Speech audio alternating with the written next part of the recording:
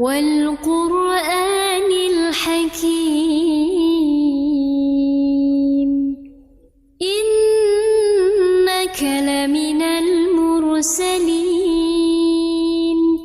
على صراط مستقيم تنزيل العزيز الرحيم لتنذر قوما ما أنذر آباؤهم فهم غافلون لقد حق القول على أكثرهم فهم لا يؤمنون إنا جعلنا في أعناقهم أغلالا فهي إلى الأذقان فهم مقمحون وجعلنا من بين أيديهم سدا ومن خلفهم سدا فأغشيناهم فهم لا يبصرون وسواء عليهم أأنذرتهم أم لم تنذرهم لا يؤمنون إنما تنذر من اتبع الذكر وخشي الرحمن بالغيب فبشره بمغفرة وأجر كريم إنا نحن نحيي الموتى ونكتب ما قدموا وآثارهم وكل شيء أحصيناه في إمام مبين واضرب لهم مثلا أصحاب القرية إذ جاءها المرسلون إذ أرسلنا إليهم اثنين فكذبوهما فعززنا بثالث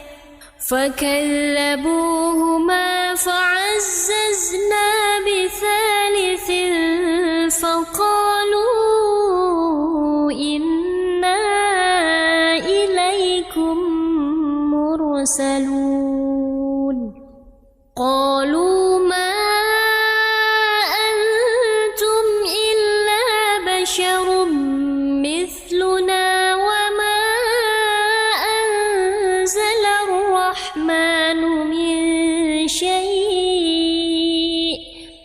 وما أنزل الرحمن من شيء إن أنتم إلا تكذبون قالوا ربنا يعلم إنا إليكم لمرسلون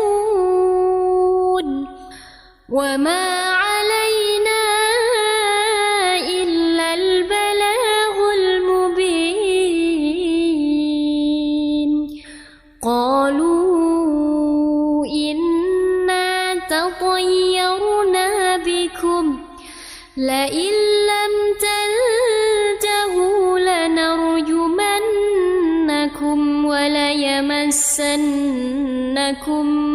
منا عذاب أليم قالوا طائركم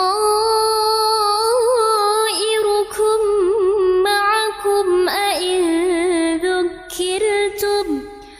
بل أنتم قوم مسرفون وجاء من أقصى المدينة رجل يسعى قال يا قوم اتبعوا المرسلين اتبعوا من لا يسألكم أجرا وهم مهتدون وما لي لا أعبد الذي فطرني وإليه ترجعون أأتخذ من دونه آلهة إن يردني الرحمن بضر لا تغن عني شفاعتهم شيئا إن يردني الرحمن بضر لا تغن عني شفاعتهم شيئا ولا ينقذون إني إذا لفي ضلال مبين إني آمنت بربكم فاسمعون قيل ادخل الجنة قال يا ليت قومي يعلمون بما غفر لي ربي وجعلني من المكرمين وما أنزلنا على قومه من بعده من جند من السماء وما كنا منزلين إن كانت إلا صيحة واحدة فإذا هم خامدون يا حسرة على العباد ما يأتيهم من رسول إلا كانوا به يستهزئون ألم يروا كم أهلكنا قبلهم من القرون أنهم إليهم لا يرجعون وإن كل لما جميع لدينا محضرون وآية لهم الأرض الميتة أحييناها وأخرجنا منها حبا فمنه يأكلون وجعلنا فيها جنات من نخيل وأعناب وفجرنا فيها من العيون ليأكلوا من ثمره وما عملته أيديهم أفلا يشكرون سبحان الذي خلق الأزواج كلها مما تنبت الأرض ومن أنفسهم ومما لا يعلمون وآية لهم الليل نسلخ منه النهار فإذا هم مظلمون والشمس تجري لمستقر لها ذلك تقدير العزيز العليم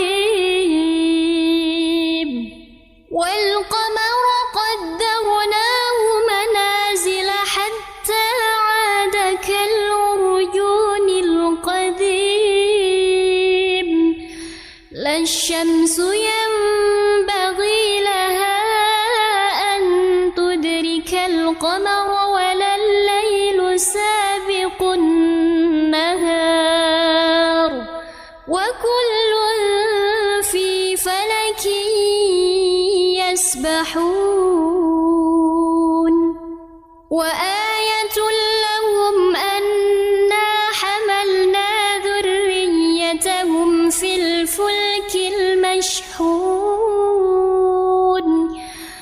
وخلقنا لهم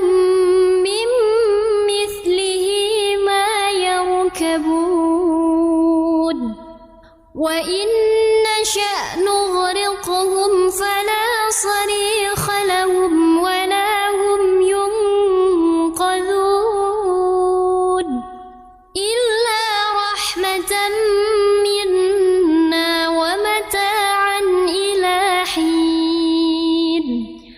وإذا قيل لهم اتقوا ما بين أيديكم وما خلفكم لعلكم ترحمون وما تأتيهم من آية من آيات ربهم إلا كانوا عنها معرضين وإذا قيل لهم أنفقوا مما رزقكم الله قال الذين كفروا للذين آمنوا أنطعم من لو يشاء الله أطعمه إن أنتم إلا في ضلال مبين ويقولون متى هذا الوعد إن كنتم صادقين ما ينظرون إلا صيحة واحدة تأخذهم وهم يخصمون فلا يستطيعون توصية ولا إلى أهلهم يرجعون ونفخ في الصور فإذا هم من الأجداث إلى ربهم ينسلون قالوا يا ويلنا من بعثنا من مرقدنا هذا ما وعد الرحمن وصدق المرسلون إن كانت إلا صيحة واحدة فإذا هم جميع لدينا محضرون فاليوم لا تظلم نفس شيئا ولا تجزون إلا ما كنتم تعملون إن أصحاب الجنة اليوم في شغل فاكهون هم وأزواجهم في ظلال على الأرائك متكئون لهم فيها فاكهة ولهم ما يدعون سلام قولا من رب رحيم وامتازوا اليوم أيها المجرمون ألم أعهد إليكم يا بني آدم ألا تعبدوا الشيطان إنه لكم عدو مبين وأن اعبدوني هذا صراط مستقيم ولقد أضل منكم جبلا كثيرا أفلم تكونوا تعقلون هذه جهنم التي كنتم توعدون اصلوها اليوم بما كنتم تكفرون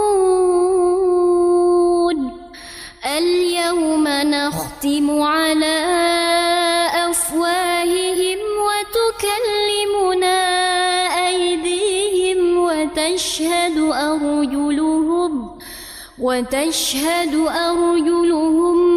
بما كانوا يكسبون ولو نشاء لطمسنا على أعينهم فاستبقوا الصراط فأنى يبصرون ولو نشاء لمسخناهم على مكانتهم فما استطاعوا مضيا ولا يرجعون ومن نعمره ننكسه في الخلق أفلا يعقلون وما علمناه الشعر وما ينبغي له إن هو إلا ذكر وقرآن مبين لينذر من كان حيا ويحق القول على الكافرين أولم يروا أنا خلقنا لهم مما عملت أيدينا أنعاما فهم لها مالكون وذللناها لهم فمنها ركوبهم ومنها يأكلون ولهم فيها منافع ومشارب أفلا يشكرون واتخذوا من دون الله آلهة لعلهم ينصرون لا يستطيعون نصرهم وهم لهم جند محضرون فلا يحزنك قولهم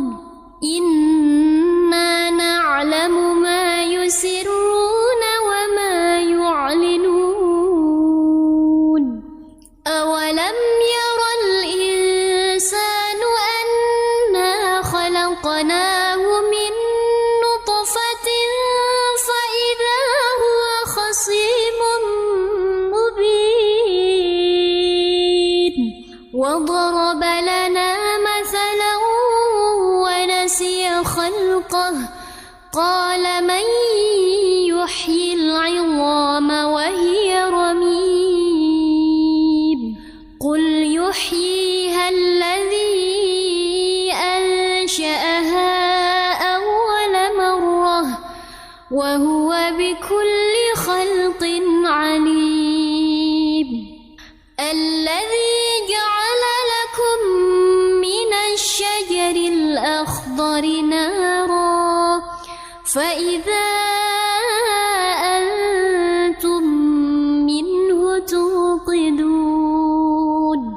أوليس الذي خلق السماوات والأرض بقادر على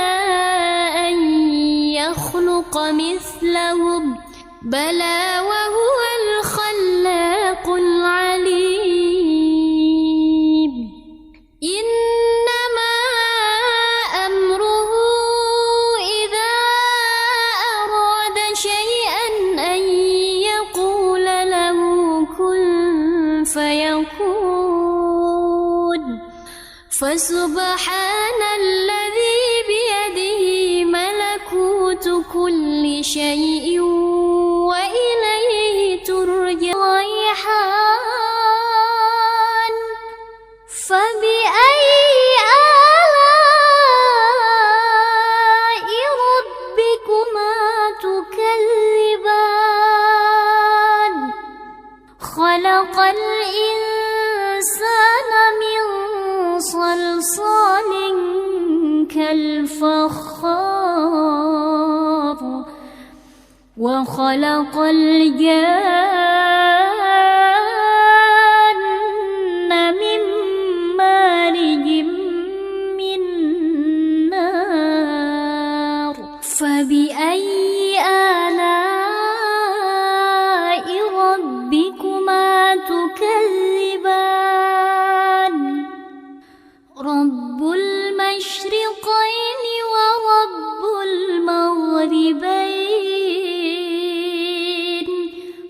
فبأي آلاء ربكما تكذبان مرج البحرين يلتقيان بينهما برزخ لا يبغيان فبأي آلاء ربكما تكذبان يخرج منهما اللؤلؤ والمرجان فبأي آلاء ربكما تكذبان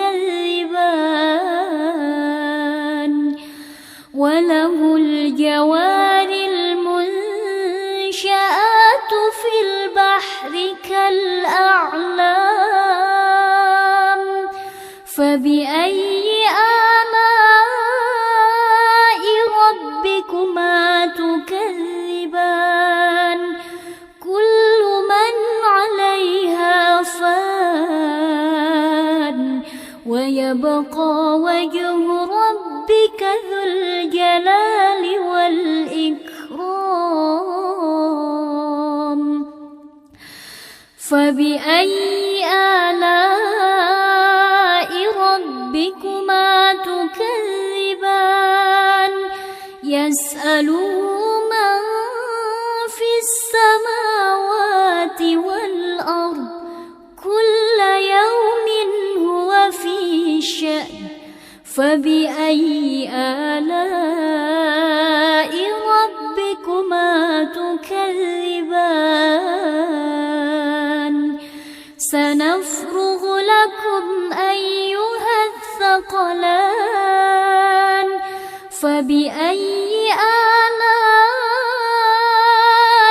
ربكما تكذبان يا معشر الجن والإنس إن استطعتم أن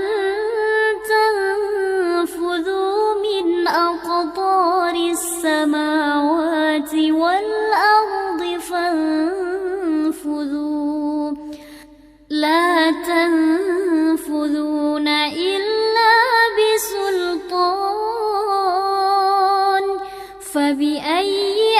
آلاء ربكما تكذبان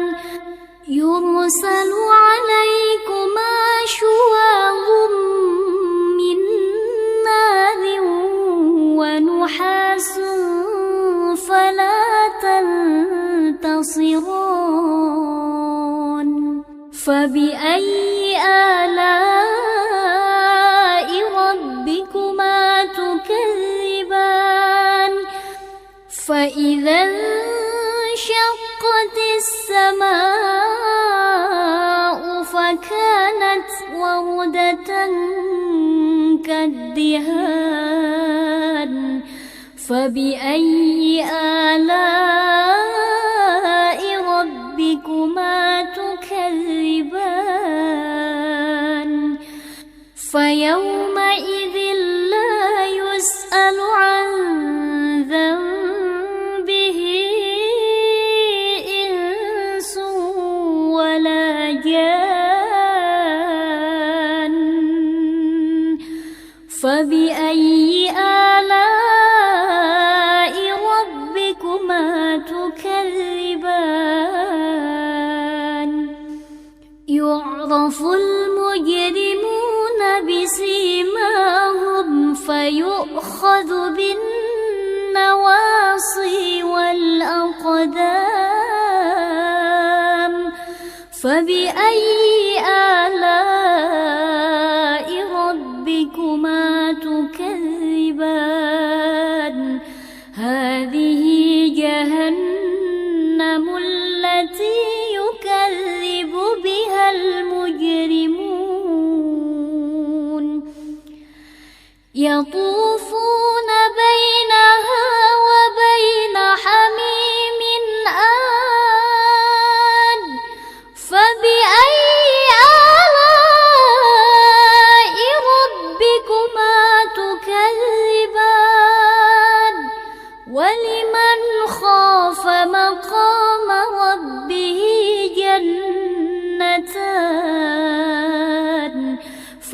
فبأي آلاء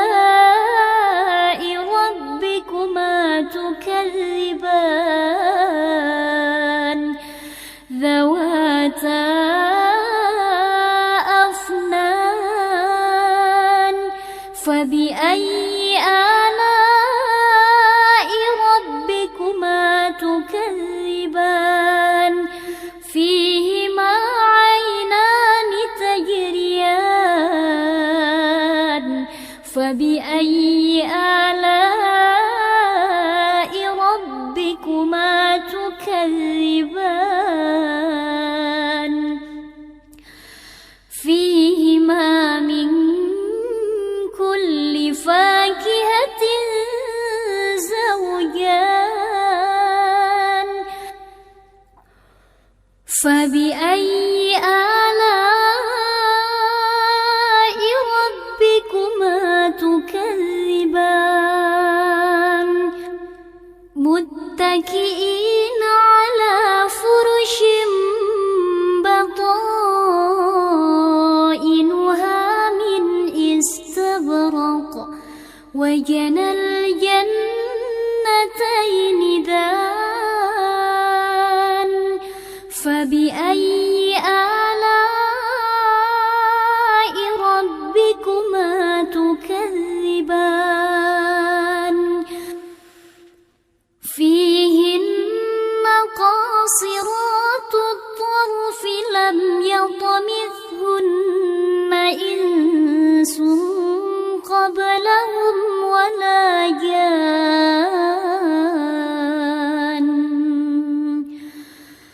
فبأي آلاء ربكما تكذبان كأنهن الياقوت والمرجان فبأي آلاء ربكما تكذبان هل جزاء الإحسان إلا الإحسان فبأي آلاء ربكما تكذبان ومن دونهما جنتان فبأي آلاء ربكما تكذبان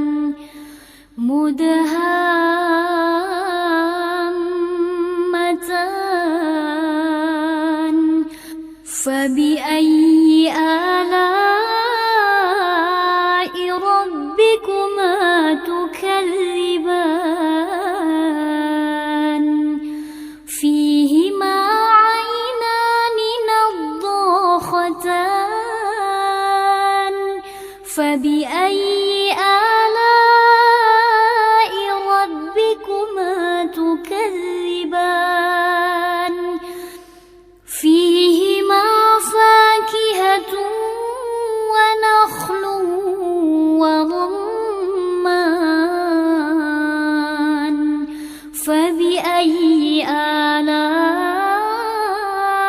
ربكما تكذبان فيهن خيرات حسان فبأي آلاء ربكما تكذبان حور مقصورات في الخيام فبأي آلاء ربكما تكذبان لم يطمثهن إنس قبلهم ولا جان فبأي آلاء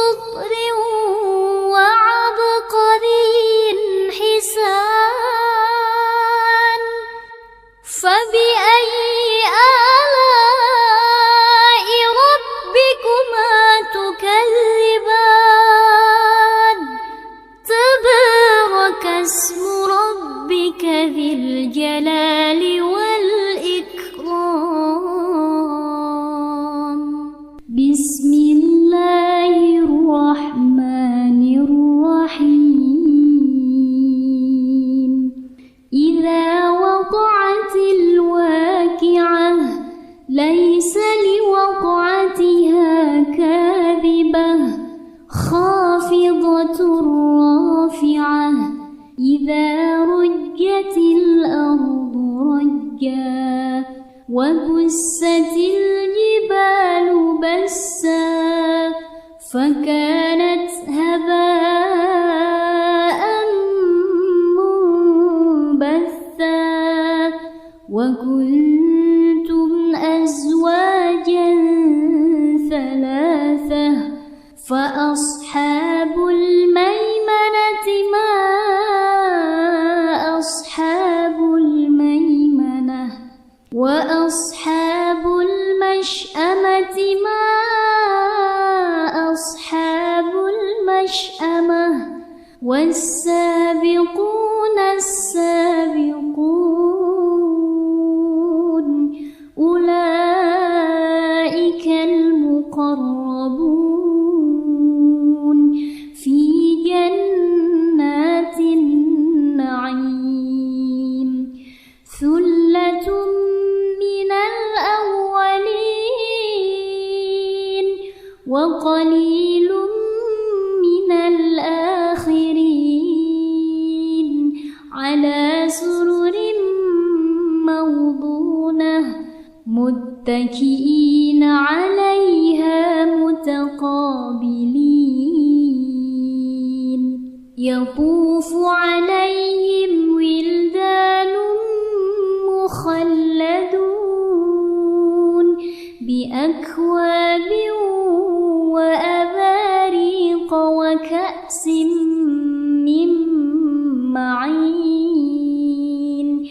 لا يصدعون عنها ولا ينزفون وفاكهة مما يتخيرون ولحم طير مما يشتهون وحور عين كأمثال اللؤلؤ المكنون جزاء بما كانوا يعملون لا يسمعون فيها لغوا ولا تأثيما إلا قيلا سلاما سلاما وأصحاب اليمين ما أصحاب اليمين في سدر مخضود وطلح منضود وظل ممدود وماء مسكوب وفاكهة كثيرة لا مقطوعة ولا ممنوعة وفرش مرفوعة إنا أنشأناهن إنشاء فجعلناهن أبكارا عربا أترابا لأصحاب اليمين ثلة من الأولين وثلة من الآخرين وأصحاب الشمال ما أصحاب الشمال في سموم وحميم وظل من يحموم لا بارد ولا كريم إنهم كانوا قبل ذلك مترفين وكانوا يصرون على الحنث العظيم وكانوا يقولون أئذا متنا وكنا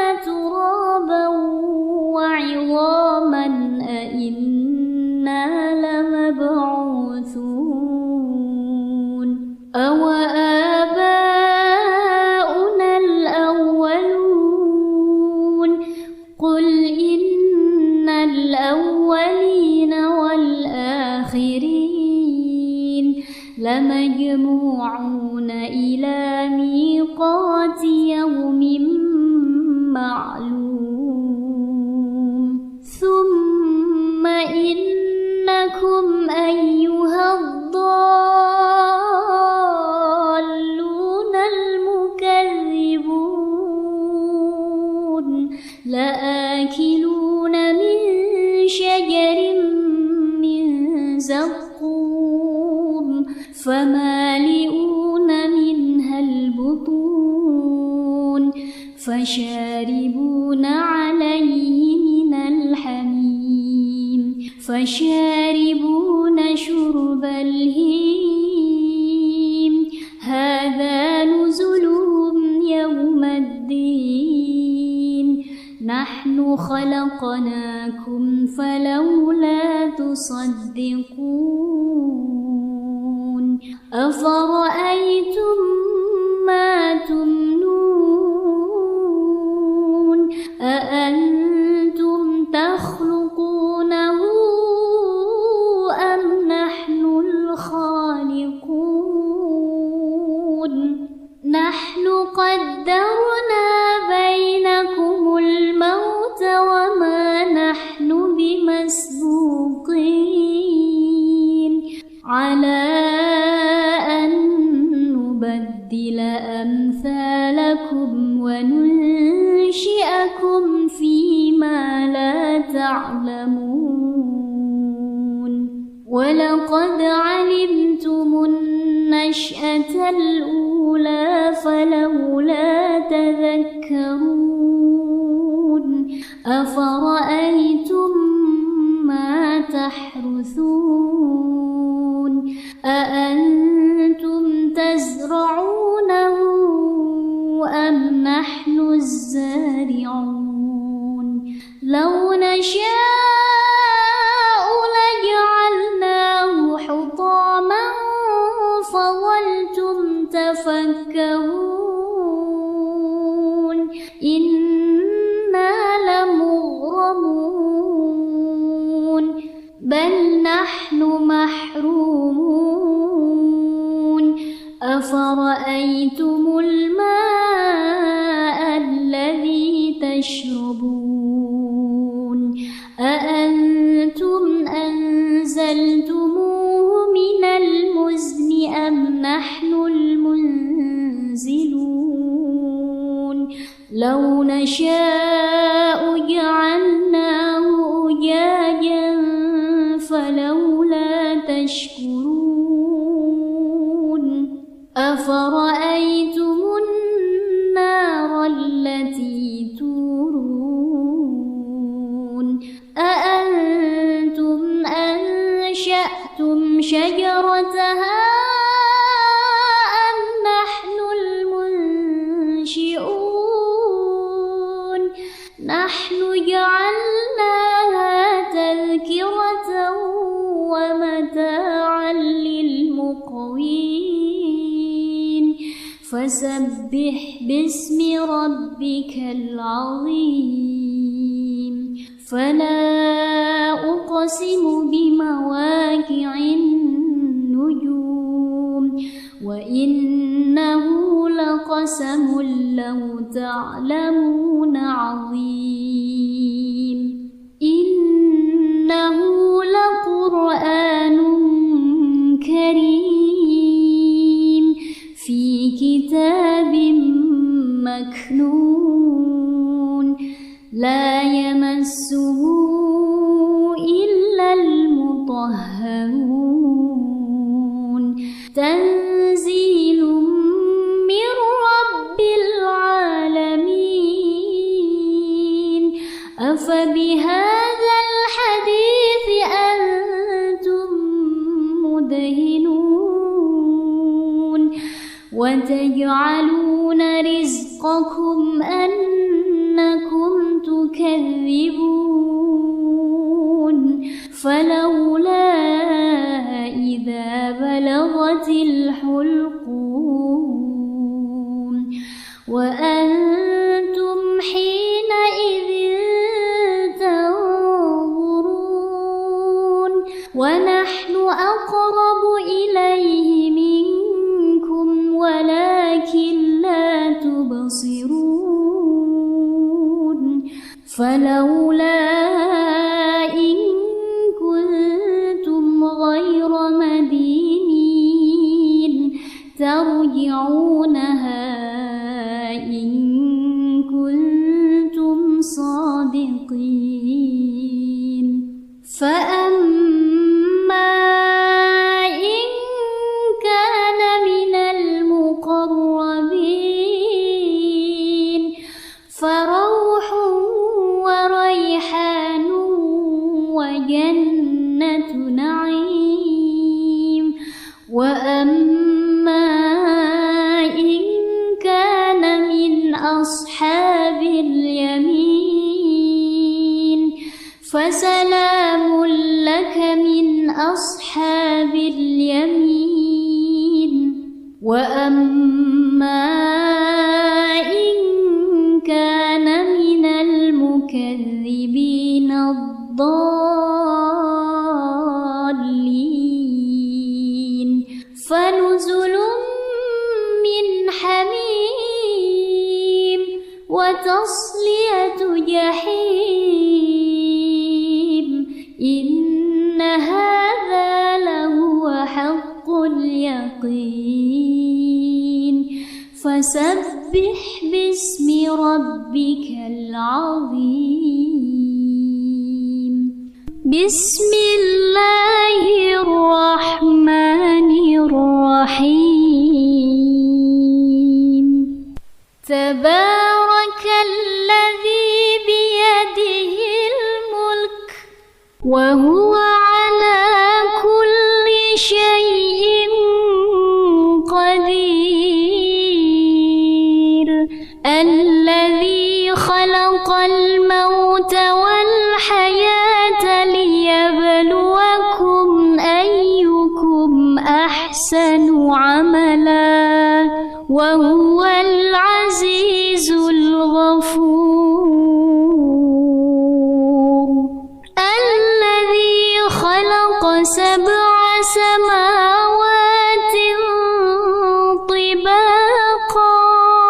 ما ترى في خلق الرحمن من تفاوت فارجع البصر هل ترى من فطور ثم ارجع البصر كرتين ينقلب إليك البصر خاسئا وهو حسير ولقد زينا السماء الدنيا بمصابيح وجعلناها رجوما للشياطين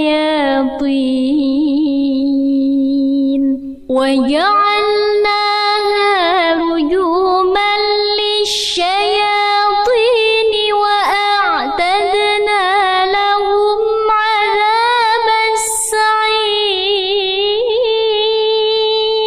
وللذين كفروا بربهم عذاب جهنم وبئس المصير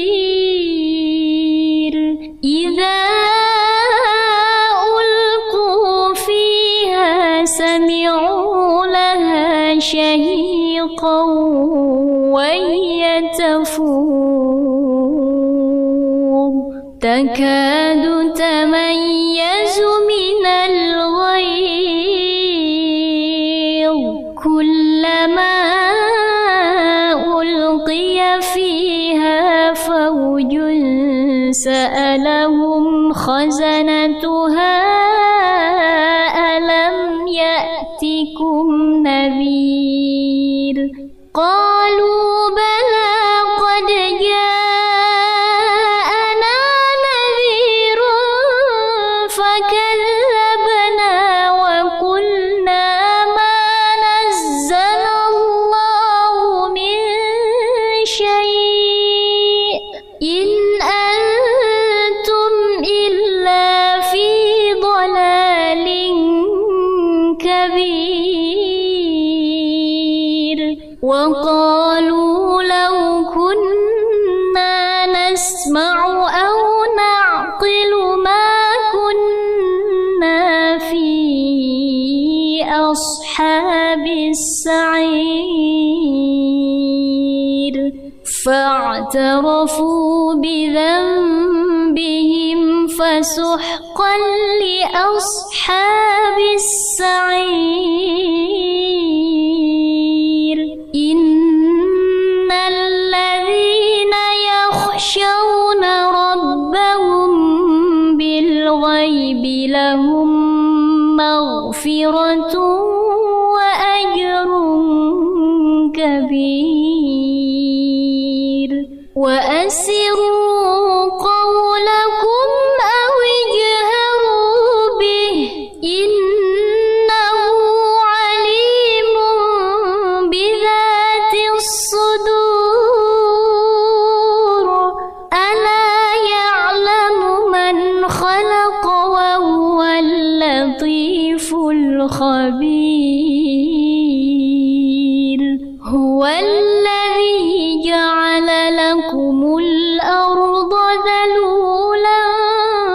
فامشوا في مناكبها وكلوا من رزقه وإليه النشور أأمنتم من في السماء أن يخسف بكم الأرض فإذا هي تمور أم أمنتم من في السماء أن يرسل عليكم حاصبا فستعلمون كيف نذير ولقد كذب الذين من قبلهم فكيف كان نكير أولم يروا إلى الطير فوقهم صافات ويقبض ما يمسكهن إلا الرحمن إنه بكل شيء بصير أمن هذا الذي هو جند لكم ينصركم من دون الرحمن إن الكافرون إلا في غرور أمن هذا الذي يرزقكم إن أمسك رزقه بل لجوا في عتو ونفور أفمن يمشي مكبا على وجهه أهدى أمن يمشي سويا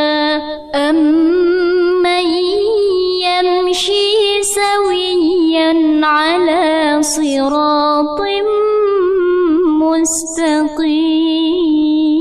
مستقيم قل هو الذي أنشأكم وجعل لكم السمع والأبصار والأفئدة قليلا ما تشكرون قل هو